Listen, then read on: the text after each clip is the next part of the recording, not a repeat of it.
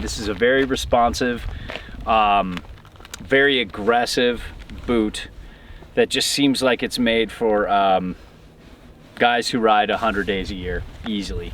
You've got a lot of things going on here, and there's just so much to talk about, so let's get into it. First off, it's speed lace. It's a very functional speed lace, but it's very messy. Oh, it's centered speed lace, huh? Two centered speed lace. Two? Yeah, you can see the gray is the lower. I'm playing cat's cradle and over the here? Black, yeah, the black is the upper, and I found this to be very difficult, especially at first, just getting to know this, like how to do this. But it locks in as you tighten it, you pull it up, lock it in, lock in the lower, throw it in, or put it around and over to the back. And then you take the top, you pull it, and it locks in, and you do the same.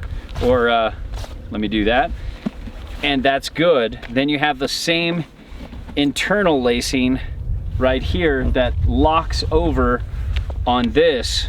You twist it and lock it into this. So there's a lot going on here. But then on top of that, and let me unlock these guys again, and then you just pop them out and then they come loose. But again, like, look at how messy this is. I don't like that part of it. It's a plate of spaghetti over here. I love the extra adjustability, don't get me wrong, and I think that's very important. However, I just don't like the clutter, you know? But you've got this thing to kind of pull the laces out. And that pulls all. And you can open it up. That's good. It pulls both sets of laces out, yeah, at but least. Check this though. As you tighten this part right here, it pulls this mechanism here to wrap tighter. I like it. Yeah, me too. I really like that.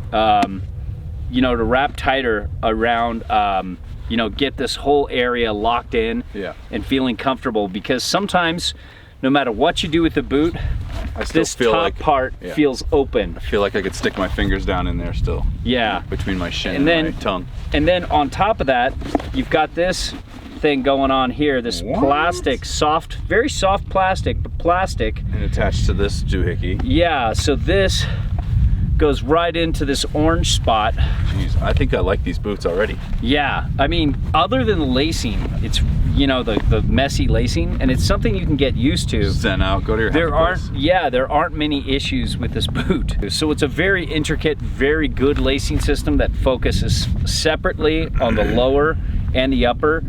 The 9 fit me perfect, just perfect. I felt like these are very normal.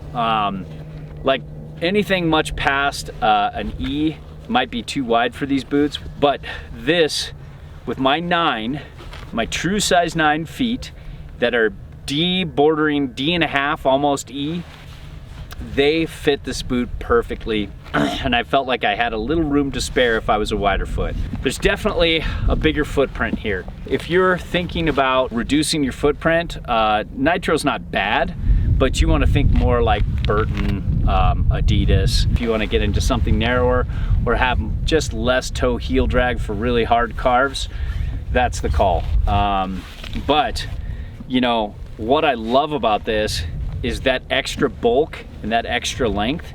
I felt like less pressure from ankle straps. So with one negative, there's always a positive. You know, it just depends on which is more negative to you and which is more positive to you. The way these liners molded to my feet with just a little bit of heat was really cool, and they'll break in really quick. They are heat moldable. Yeah, very heat moldable. So you can use your own body heat or you go to the shop. And very comfortable, and I didn't feel any like pressure points on a forward flex. You know, and sometimes that can happen with new boots especially, so sometimes it's a nightmare, and this was a pleasant surprise. You know, another thing, comfort-wise, this is one of the best insoles I've ever seen that comes with a boot. It even has sparkles to kind of radiate more heat, but it feels like it really conforms. It's got good shock absorption here. It really conforms to the arch of your foot and your feet. And I usually have custom orthotics in my Adidas tactical ADVs, and I was fine with this. very responsive. These things just can power just about any board you have out there. If you want to get on the Quiver Cannon 203, these are good boots to power it. The Flex Retention, they've got a lot of cool things going on. This is a really hard spine. This is kind of like your average good spine, like a really good spine, rubber up the sides, right? They take it a step further with a very stiff, aggressive plastic that comes around both sides here and up the spine to here, and that's going to retain its flex for a long time. The same plastic as this one, perhaps? Oh, and that's another thing we forgot to mention about Flex Retention.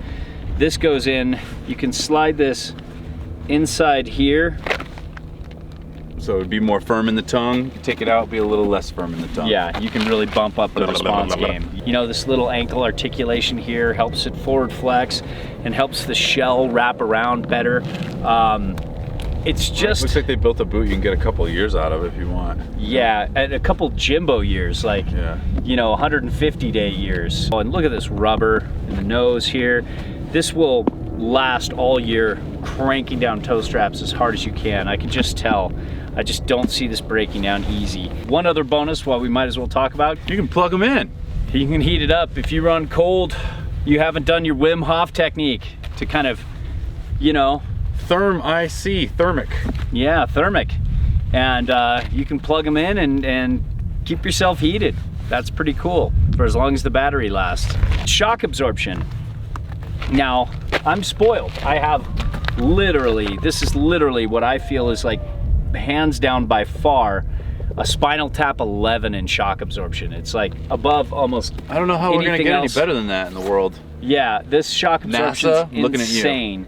This is definitely a more aggressive tread though, and it works with any kind of binding bottom. Let's get the because Vibram. It holds better. Yeah, the Vibram rubber is amazing. It's stiffer, it's a little thicker, but it has a uniform thing going on here. So if you're getting on bindings like now or you know, or any other binding out there that might have pressure points or push up your arch or anything like that, these will hold perfectly. There's also D3O, which is an amazing technology.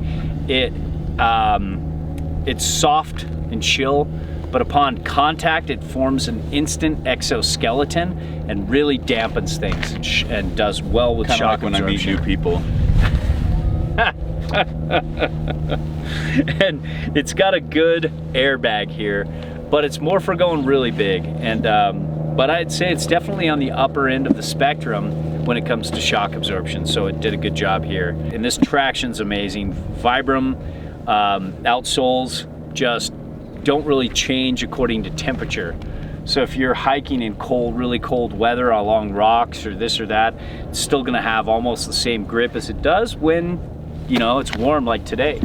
This is a well thought out, well crafted boot that I think can work with a wide variety of riders.